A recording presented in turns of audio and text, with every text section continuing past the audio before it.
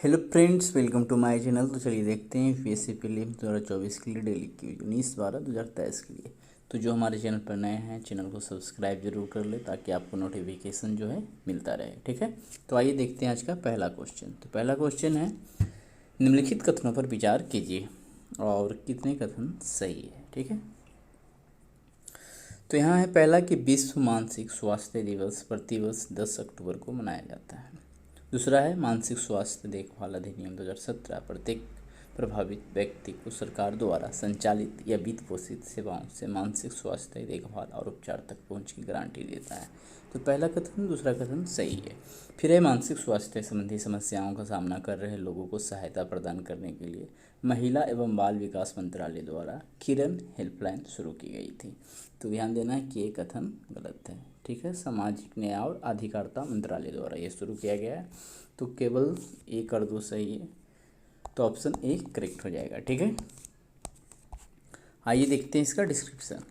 विश्व मानसिक स्वास्थ्य दिवस 10 अक्टूबर को मनाया जाता है। यह एक वैश्विक पहल है जिसका उद्देश्य मानसिक स्वास्थ्य के मुद्दों के बारे में जागरूकता बढ़ाना और दुनिया भर में मानसिक स्वास्थ्य देखभाल के लिए समर्थन जुटाना है। अतः कथन एक सही है। मानसिक स्वास्थ्य देखभाल अधिनियम 2017 प्रत्येक प्रभावित व्यक्ति को सरकार द्वारा संचालित या वित्त पोषित सेवाओं से मानसिक स्वास्थ्य देखभाल और उपचार तक पहुंच की गारंटी देता है। अतः कथन दूसरा भी सही है। इसने आईपीसी की धारा 309 के उपयोग की गुंजाइश को काफ़ी कम कर दिया है और आत्महत्या के प्रयास को केवल अपवाद के रूप में दंडनीय बना दिया है।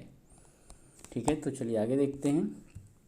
किरण हेल्पलाइन वर्ष 2020 में सामाजिक न्याय और अधिकारिता मंत्रालय ने चिंता, तनाव, अवसाद, आत्मघाती विचारों और अन्य मानसिक स्वास्थ्य संबंधी चिंताओं का सामना करने वाले लोगों को सहायता प्रदान करने के लिए 24/7 टोल फ्री हेल्पलाइन किरण शुरू किया गया था। कथन तीसरा सही नहीं है। ठीक है, तो आइए देखते हैं आज का दूसरा क्वेश्चन।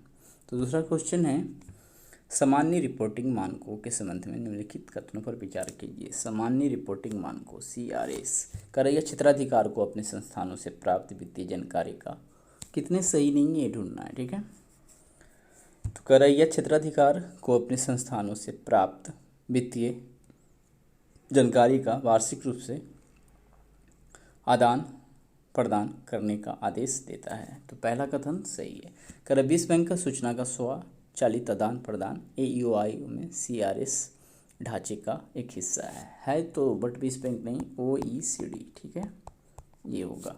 ठीक है, आइए देखते हैं डिस्क्रिप्शन। तो बी नंबर गलत है। अच्छा, जो ढूंढना था उस पर जाना है ना।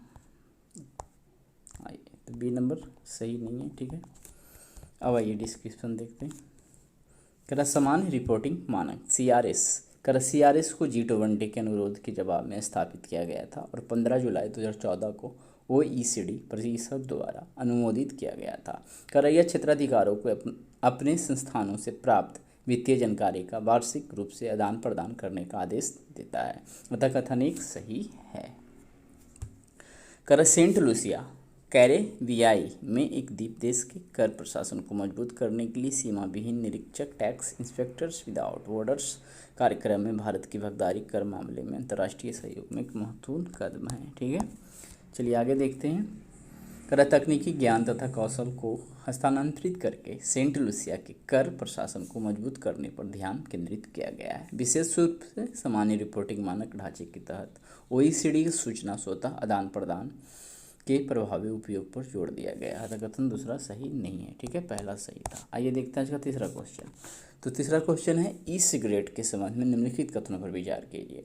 ठीक है, ई सिगरेट बैटरी से चलने वाले उपकरण है जो ठोस पदार्थों के एरोसोल में गर्म करके संचालित करते हैं। कितने सही ये ढूंढना है। ठीक है, तो यहाँ पे तरल रहता है, तरल पदार्थ को एरोसोल में गर्म करके संचालित होते हैं। भारत में ई सिगरेट रखना कानूनन उल्लंघन है। पहला तो गलत हो गया, तो ये सही है।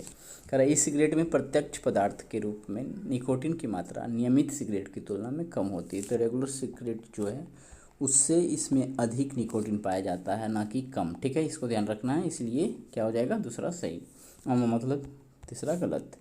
तो कितने सही हुई, तो केवल एक, ऑप्शन ए करेक्ट हो जाएगा। ठीक है, आइए देखते हैं आगे। हाल ही में विश्व स्वास्थ्य संगठन द्वारा सरकारों से ई सिगरेट को तंबाकू के समान मानने तथा इसके सभी स्वादों फ्लेवर्स पर प्रतिबंध लगाने का आग्रह किया है, जिससे ई सिगरेट को धूम्रपान के विकल्पों के रूप में दिखने वाली सिगरेट कंपनियों के खतरे की स्थिति में है। ई सिगरेट का परिचय। ई सिगरेट बैटरी चालित उपकरण है जो एक तरल को एरोसोल में गर्म करके संचालित होते हैं। तो ध्यान देना है कि उसमें जो मटेरियल है वो तरल रूप में है, जब वो गर्म होता है तो एरोसोल के रूप में वो चेंज होता है, जिसे उपयोगकर्ता श्वसन के माध्यम से अंदर खींचता है और बाहर छोड़ता है। ठीक है, आगे है, निम्नलिखित कथनों पर विचार कीजिए। विस्तारित उत्पादक उत्तरदायित्व तंत्र अपशिष्ट प्रबंधन के वित्तीय बोझ को उत्पादक से सरकार पर हस्तांतरित कर देता है। कितने कथन सही है ढूंढना है। ठीक है, दूसरा देखते हैं। प्रदूषक भुगतान सिद्धांत आमतौर पर स्वीकृत प्रथा है जिसके तहत जो लोग प्रदूषण फैलाते हैं उन्हें मानव स्वास्थ्य अथवा पर्यावरण को होने वाले नुकसान को रोकने के लिए इसके प्रबंधन की लागत वहन करनी चाहिए। तो है पहला कि विस्तारित उत्पादक उत्तरदायित्व तंत्र अपशिष्ट प्रबंधन के वित्तीय बोझ को उत्पादक से सरकार पर हस्तांतरित कर देता है। तो पहला में ही गलत है, ये सरकार उपभोक्ता पर से हटा के जो कंपनी उसको उत्पादन करता है उस पर भारित कर देता है। ठीक है, ये होना चाहिए। फिर है प्रदूषक भुगतान सिद्धांत आमतौर पर स्वीकृत प्रथा है जिसके तहत जो लोग प्रदूषण फैलाते हैं उन्हें मानव स्वास्थ्य अथवा पर्यावरण को होने वाले नुकसान को रोकने के लिए इसके प्रबंधन की लागत वहन करनी चाहिए। तो दूसरा सही है। तो केवल एक तो यहाँ पे हो जाएगा केवल 2, 20 सही है, पहला गलत है। ठीक है, विस्तारित निर्माता उत्तरदायित्व ईपीआर तंत्र। ईपीआर अपशिष्ट प्रबंधन में एक नीतिगत दृष्टिकोण है जो उत्पादकों को उनके संग्रह, पुनर्चक्रण और निपटान सहित उनके उत्पादन के संपूर्ण जीवन चक्र के लिए जिम्मेदार बनाता है। इसका उद्देश्य अपशिष्ट प्रबंधन के वित्तीय और भौतिक बोझ को सरकारों तथा करदाताओं से उत्पादकों पर हस्तांतरित करके उत्पादकों के पर्यावरणीय प्रभाव को कम करता है। ठीक है, तो ये सरकार और करदाताओं से हटाकर जो इसका उत्पादन कर रहा है उसी पे भारित किया जाता है। ध्यान देना है। प्रदूषक भुगतान सिद्धांत आमतौर पर स्वीकृत प्रथा है जिसके तहत जो लोग प्रदूषण फैलाते हैं उन्हें मानव स्वास्थ्य अथवा पर्यावरण को होने वाले नुकसान को रोकने के लिए इसके प्रबंधन की लागत वहन करनी चाहिए। तो कथन दूसरा सही है। चलिए आगे देखते हैं आज का अगला क्वेश्चन। अधिवक्ता संशोधन विधेयक 2023 के संबंध में निम्नलिखित कथनों पर विचार कीजिए। कितने कथन सही है ये ढूंढना है। इसका मुख्य उद्देश्य कानूनी प्रणाली में दलालों को औपचारिक रूप से शामिल करना है। ध्यान देना है कि कानूनी प्रक्रिया में दलालों को औपचारिक रूप से शामिल नहीं करना, उसको हटाने के लिए विधेयक पारित हुआ है। ठीक है, ऐसे भी ये जो अधिवक्ता संशोधन विधेयक पहले का जो रूप है उसमें भी इन लोगों की पहचान की जाती है। तो देखते हैं आगे इसका डिस्क्रिप्शन में। दलाल से तात्पर्य ऐसे व्यक्ति से है जो भुगतान के बदले में कानूनी व्यवसाय का रोजगार प्राप्त करते हैं। तो ये दूसरा सही है। ठीक है, कोई भी व्यक्ति जो दलाल के रूप में कार्य करता है जबकि उसका नाम दलालों की सूची में शामिल है उसे 3 महीने की कैद की सजा दी जा सकती है। ये भी तो लग रहा सही है, केवल 2 सही होना चाहिए। Option B correct. ठीक है, तो 2 सही है। हाल ही में अधिवक्ता संशोधन विधेयक 2023 लोकसभा और राज्यसभा में पारित हो गया है। अभी राष्ट्रपति के पास गया, सिग्नेचर हुआ है कि नहीं अभी पता नहीं है। इसका उद्देश्य कानूनी प्रणाली से दलाल को बाहर करना था। अतः कथन पहला सही नहीं, वहाँ शामिल करना लिखा हुआ है। दलाल यानी टाउट बोलते हैं, TOUT उस व्यक्ति को संदर्भित करता है जो या तो किसी भुगतान के बदले में या किसी कानूनी व्यवसाय का रोजगार प्राप्त करने का प्रस्ताव करता है या प्राप्त करता है। तो ये कथन 2 सही हो गया। ये शायद उन लोगों के बारे में बोला जा रहा है जैसे कोर्ट कचहरी के पास जाइए, हम लगता गलत भी समझ रहे होंगे। बहुत सारे वकील रहते हैं, कोई वकील का वो रहता है, दलाल ये सब रहता होगा कि आप इसके पास अपना केस ले जाइए या इसके पास ले जाइए, शायद उसी प्रकार का कुछ होगा ये। सूचियाँ तैयार करना। दलालों की सूची तैयार करने और प्रकाशित करने का अधिकार रखने वाले पदाधिकारी अधीनस्थ अदालतों को दलाल होने के कथित या संदिग्ध व्यक्तियों के आचरण की जांच करने का आदेश दे सकते हैं। ठीक है, फिर है दंड। कोई भी व्यक्ति जो दलाल के रूप में कार्य करता है जबकि उसका नाम दलालों की सूची में शामिल है उसे 3 महीनों की कैद या 500 रुपये तक का जुर्माना या दोनों दंडित किया जाएगा। ठीक है, चलिए आगे देखते हैं। राष्ट्रीय आपदा प्रबंधन प्राधिकरण के संबंध में निम्नलिखित कथनों पर विचार कीजिए। कर राष्ट्रीय आपदा प्रबंधन प्राधिकरण एनडीएमए एक संवैधानिक निकाय है, तो ध्यान देना है ये वैधानिक निकाय है ना कि संवैधानिक। अब यही सबसे क्वेश्चन तो रहता है वैधानिक या संवैधानिक। तो आइए, एनडीएमए का गठन औपचारिक रूप से वर्ष 2006 में 67वें संवैधानिक संशोधन अधिनियम द्वारा किया गया था। तो नहीं, 2005 में किया गया था और ऐसा कोई अधिनियम का जो है संवैधानिक संशोधन नहीं किया गया था। करा इसके तो ये तो गलत हो गया और ये भी गलत हो गया। फिर इसकी अध्यक्षता केंद्रीय गृह मंत्री करते हैं और इसमें 15 अन्य सदस्य हैं। इसकी अध्यक्षता जहाँ तक ध्यान में आ रहा है प्रधानमंत्री करते हैं और 9 सदस्य होते हैं, ठीक है। उसमें एक उपाध्यक्ष भी चुन लिया जाता है 9 ही में से। तो यहाँ पे इनमें से कोई नहीं, कोई भी सही नहीं है। आइए डिस्क्रिप्शन देखते हैं। तो क्या है कि राष्ट्रीय आपदा प्रबंधन प्राधिकरण आपदा प्रबंधन के लिए भारत का सर्वोच्च वैधानिक निकाय है, ना कि संवैधानिक। करैया कोई संवैधानिक संस्था नहीं है, अतः कथन पहला सही नहीं है। कर एनडीएमए का गठन औपचारिक रूप से 27 सितंबर, ठीक है। राष्ट्रीय आपदा प्रबंधन प्राधिकरण, हाँ, नेशनल डिजास्टर मैनेजमेंट अब एक एसोसिएशन होता होगा और क्या प्राधिकरण का। कर एनडीएमए का गठन औपचारिक रूप से 27 सितंबर 2006 को आपदा प्रबंधन अधिनियम 2005 के द्वारा किया गया था। अतः कथन दूसरा भी सही नहीं है। कर प्रधानमंत्री इसके अध्यक्ष होते हैं और इसमें 9 अन्य सदस्य होते हैं। उसी 9 सदस्यों में से एक को उपाध्यक्ष के रूप में नामित भी किया जाता है। अतः कथन तीसरा भी सही नहीं है। कर आपदा प्रबंधन की प्राथमिक जिम्मेदारी संबंधित राज्य सरकार की है।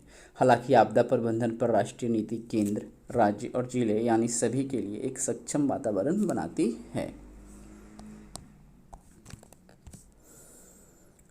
अल नजाह ईस्टर्न ब्रिज तथा नसीम अल बहम निम्नलिखित में से किन देशों के बीच आयोजित संयुक्त अभ्यास है। तो ध्यान देना है, अल नजाह ईस्टर्न ब्रिज तथा नसीम अल बहम निम्नलिखित में से किन देशों के बीच आयोजित संयुक्त अभ्यास है। तो आंसर होगा ऑप्शन ए, भारत और ओमान, ठीक है। तो आइए देखते हैं आज का डिस्क्रिप्शन अगला क्वेश्चन में। कर भारत ओमान के बीच सैन्य अभ्यास क्या क्या होता है। तो सैन्य अभ्यास अल नजाह सेना अभ्यास, यानी थल सेना की बात समझ लीजिए। वायुसेना का अभ्यास क्या कहलाता है, ईस्टर्न ब्रिज।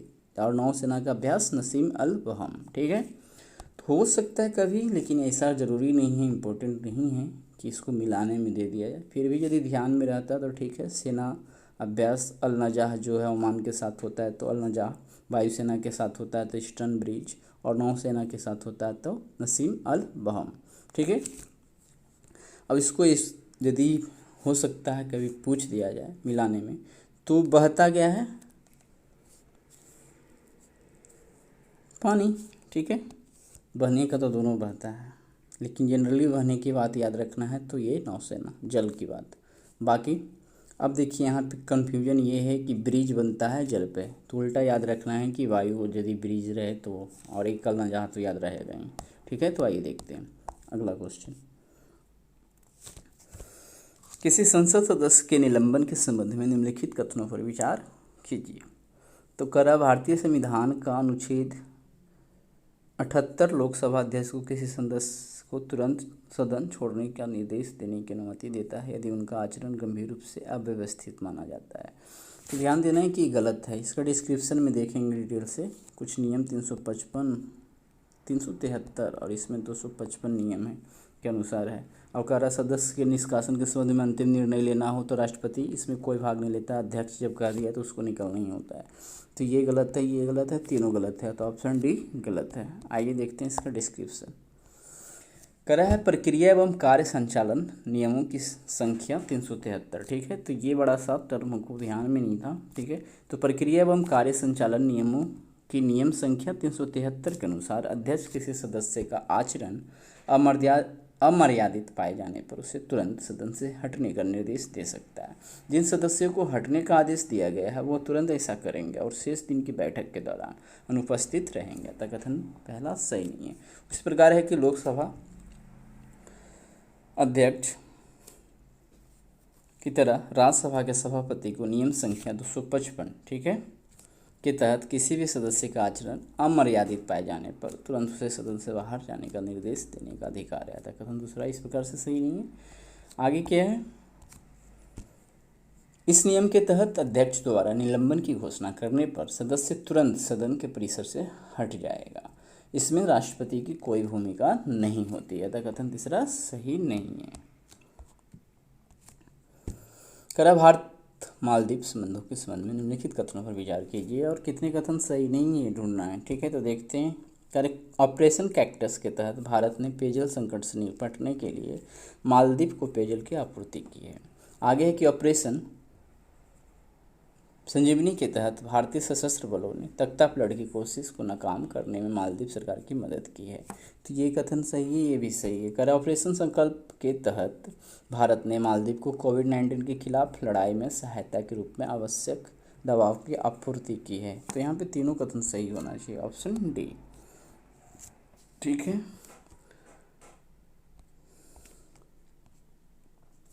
करा भारत मालदीव संबंध।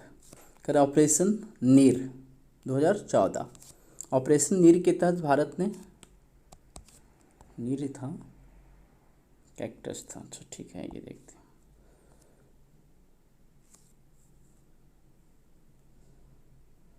अच्छा तीनों सही है, हमने क्या कर दिया, कितने सही नहीं है,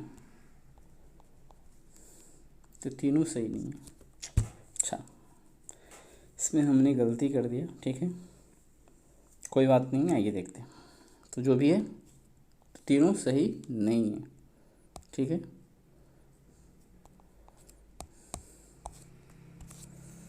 अब देखते हैं ऑपरेशन नीर 2014। ऑपरेशन नीर के तहत भारत ने पेयजल संकट से निपटने के लिए मालदीव को पेयजल की आपूर्ति की है। कथन क्या है, पहला सही नहीं है, ऑपरेशन नीर के तहत। फिर है ऑपरेशन कैक्टस। तो ऑपरेशन कैक्टस 1988 में हुआ। ऑपरेशन कैक्टस के तहत भारतीय सशस्त्र बलों ने तख्तापलट की कोशिश को नाकाम करने में मालदीव सरकार की मदद की थी। तो ठीक है, तो नीर से यदि पेयजल संकट को दूर किया गया। ऑपरेशन कैक्टस है तो इससे क्या है, सशस्त्र बलों ने वहाँ तख्तापलट की जो कोशिश हो रहा था उसको नाकाम किया। तो नाम से इसको याद रख सकते हैं। कराया ऑपरेशन संजीवनी। ठीक है, ये क्या किया, भारत ने कोविड-19 के खिलाफ लड़ाई में सहायता के रूप में ऑपरेशन संजीवनी के तहत मालदीव को 6.2 टन आवश्यक दवाओं की आपूर्ति कर दिया था। कथन तीसरा सही नहीं है। अब इसको याद कैसे रखेंगे, तो ऑपरेशन नीर और ऑपरेशन कैक्टस और ऑपरेशन संजीवनी। तो ध्यान देना, नीर, कैक्टस और संजीवनी तीनों ऑपरेशन मालदीव से संबंधित है। साथ ही साथ नीर तो जल वाला है, तो जल संकट से वो आप मिलाने वाला कभी युग में आ जाए तब। फिर ऑपरेशन कैक्टस है तो वहाँ पे तख्तापलट की जो कोशिश हुआ था उसको नाकाम करने के लिए भारतीय सशस्त्र बलों ने मदद किया, मतलब तख्तापलट से बचाने में। ठीक है, फिर है ऑपरेशन संजीवनी। तो कोविड-19 के समय सहायता जब किया गया था मालदीव को, 6.2 टन दवा भेजा गया था, तो वो संजीवनी हुआ। तीनों जो है मालदीव से संबंधित है, ये याद रखना है। चलिए आगे देखते हैं। करा भारत में अंगों के प्रत्यारोपण के संदर्भ में निम्नलिखित कथनों पर विचार कीजिए। वर्ष 1994 का मानव अंग प्रत्यारोपण अधिनियम मानव अंगों के चिकित्सीय उपयोग की निगरानी करता है, साथ ही ऐसी अंगों की व्यावसायिक तस्करी को रोकता है। तो ये तो सही लग रहा है। ठीक है, कितने सही ये ढूंढना है। स्वास्थ्य और परिवार कल्याण मंत्रालय ने एक राष्ट्रीय नीति दृष्टिकोण अपनाते हुए अंग प्रत्यारोपणकर्ताओं के लिए राज्य विशिष्ट अधिवास शर्तों को समाप्त कर दिया है। तो ये भी सही है। करें केवल 50 वर्ष से कम आयु के लोग ही अंग प्रत्यारोपण के लिए पात्र है। तो हाल ही फिलहाल में देखा गया है कि 65 वर्ष से ऊपर के व्यक्तियों के लिए भी अंग प्राप्त करने का प्रावधान कर दिया गया है। तो इस कारण से क्या है, ये गलत हो जा रहा है। तो केवल 1 और 2 सही होना चाहिए, ऑप्शन 1 और 2 सही है, ऑप्शन ए करेक्ट हो जाएगा। भारत में अंग प्रत्यारोपण। करा भारत में मानव अंग प्रत्यारोपण अधिनियम 1994 मानव अंगों को हटाने और उसके भंडारण के लिए विभिन्न नियमों का प्रावधान करता है। यह चिकित्सीय उद्देश्यों के लिए और मानव अंगों में वाणिज्यिक लेन देन की रोकथाम के लिए मानव अंगों के प्रत्यारोपण को भी नियंत्रित करता है। अतः कथन क्या है, पहला सही है। कर मंत्रालय ने एक राष्ट्रीय नीति कदम के तहत किसी विशेष राज्य में अंग प्राप्तकर्ता के रूप में पंजीकरण करने के लिए अधिवास की आवश्यकता को हटा दिया है, यानी कि वहाँ के निवासी से रिलेटेड। कह रहा है अब कोई भी ज़रूरतमंद मरीज अपनी पसंद के किसी भी राज्य में अंग प्राप्त करने के लिए पंजीकरण करा सकेगा। ठीक है, तो अधिवास का मतलब वही हुआ कि वहाँ का जो निवासी है, लेकिन उस कंडीशन को हटा दिया गया है। वहीं सर्जरी भी करा सकेगा। कर हाल ही में स्वास्थ्य और परिवार कल्याण मंत्रालय ने राष्ट्रीय अंग प्रत्यारोपण दिशा निर्देश को संशोधित किया है, जिससे 65 वर्ष से अधिक उम्र के लोगों को मृतदाताओं से प्रत्यारोपण के लिए अंग प्राप्त करने की अनुमति प्राप्त हुई है। तो कथन तीसरा सही नहीं है।